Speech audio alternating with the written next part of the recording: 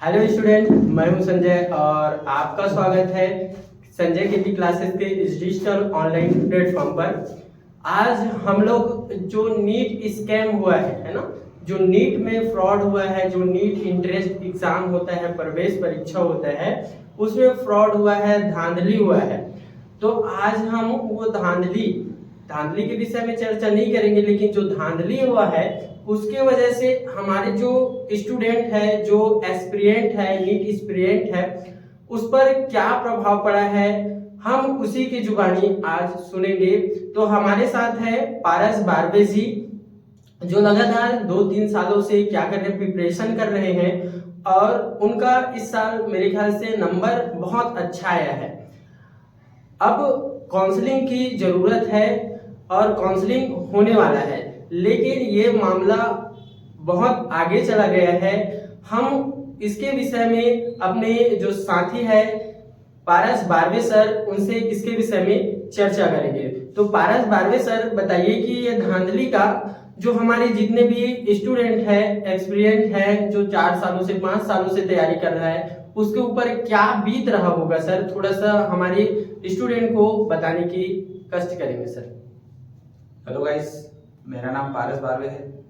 मैं नीट का एग्ज़ाम दिलाया हूँ, 2-3 बार हो गया, 2-3 साल से मेहनत कर रहा हूँ और मेरा नंबर अच्छा ही आया था या आया है बोलूँ समझ नहीं आ रहा है, क्योंकि रिजल्ट आने से पहले ऐसा था कि सिलेक्शन हो जाना चाहिए, इतने नंबर में इतना भरोसा था। उसके बाद रिजल्ट आने के बाद लगा कि रैंक इन्फ्लेशन इतना हुआ है कि समझ नहीं आ रहा इतने में होगा कि नहीं होगा, क्योंकि हमारे जो टीचर थे, क्लास वाले जो हमको पढ़ाए हैं कोचिंग, उनका कहना था कि नंबर बताया गया था इतने नंबर में आपका हो जाएगा सिलेक्शन। अब सबका कॉन्फिडेंस हिला हुआ है कि इतने में होगा कि नहीं होगा, किसी को समझ नहीं आ रहा है कितना जाएगा कट ऑफ इस बार। क्योंकि हम देखते हैं कि नीट का इतिहास उठा के देखा जाए तो हर साल ऑलमोस्ट अभी तक का हाईएस्ट 3 बच्चों का आया था 720 एक साल में, लेकिन इस बार ऐसा हुआ है कि 67 बच्चों का 720 में 720 आया है। तो ये जांच का विषय बन चुका है इस बार कि एक ही साल में इतना ज़्यादा कैसे आ सकता है बच्चों का नंबर। हम कुछ बोल नहीं सकते कि स्कैम हुआ है कि क्या हुआ है, ये तो जांच का विषय है, जांच चल भी रही है, पुलिस लगे हैं इसके पीछे।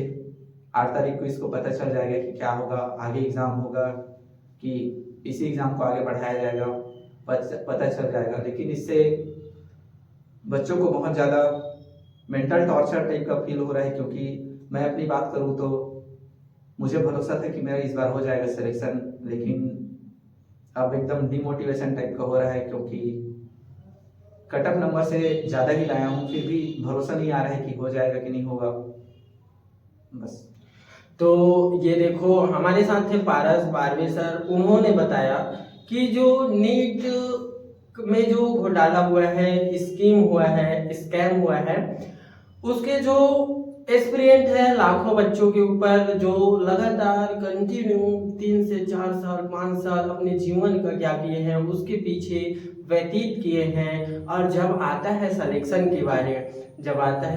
की बारी, तभी बच्चों के मन में जो स्कैम होता है, जो बच्चे के जैसे एक्सपीरियंस है, उन लोग एग्जाम दिलाए हैं, उसके मन में अब ऐसा भय हो गया है कि करे तो करे क्या, आखिर एग्जाम होगा कि क्या होगा, पता नहीं। तो ये स्कैम एक बहुत ही ज़्यादा सनसनी बन चुका है।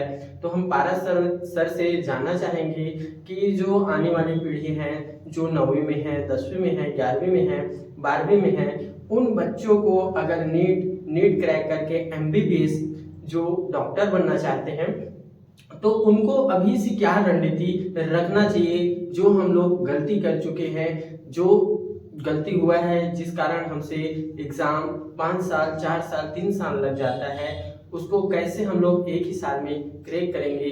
सुनते हैं पारस बारवे सर से। तो पारस बारवे सर बताएंगे कि जो बच्चे हैं, जो अभी से तैयारी कर रहे हैं, उनको आप क्या गाइडेंस करेंगे कि उन लोगों का प्रिपरेशन अभी से कैसा होना चाहिए। पारस बारवे सर।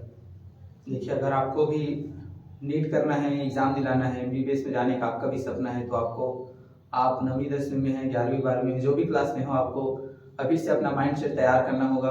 उस लेवल पे आपको कंपटीशन लड़ने के लिए स्ट्रांग करना होगा अपने दिमाग को, क्योंकि अचानक से अगर जाओगे वहाँ आपको पता चलेगा कि आप अपनी क्लास के टॉपर हैं। वहाँ पर जाने के बाद आपको लगेगा मैं इनके कंपटीशन में भी नहीं हूँ। आपके जैसे जैसे टॉपर, हजारों टॉपर आपकी ही क्लास में मिलेंगे, आपके कोचिंग सेंटर में मिलेंगे। तो आपको अभी से तैयारी धीरे धीरे स्टार्ट कर देना है। ये नहीं कि 12th पास आउट होने के बाद हम तैयारी चालू करेंगे, क्योंकि आप लोगों को ये नहीं 40-50 लोगों के साथ कंपटीशन नहीं करना है जैसे आप क्लास में करते हो। आपको वहाँ जाने के बाद 26 लाख, 27 लाख, 28 लाख बच्चों के साथ कंपटीशन करना है।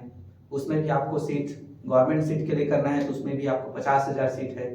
अब आप कैलकुलेशन कर सकते हो, सिलेक्शन के चांसेस आपको 1% भी नहीं मिल रहे हैं अगर आप पर स्टूडेंट निकालोगे तो।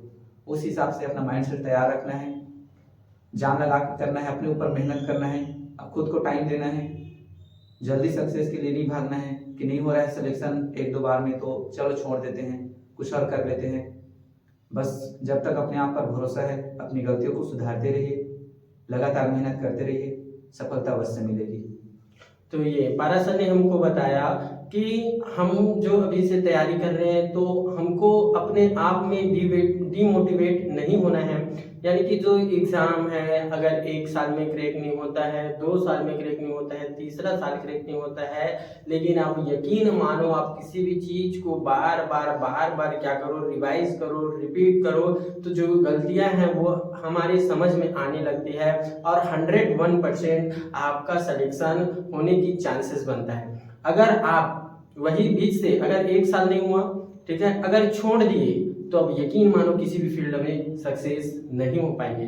तो आज हमारे साथ जुड़े थे पारस बारवे सर। ऐसे ही हम आपके सामने नीट एस्पिरेंट और देन अदर फील्ड से जितने भी गुरुजनों हैं और जितने भी स्टूडेंट हैं जो इस फील्ड से गुजर रहे हैं उनसे मुलाकात कराते रहेंगे।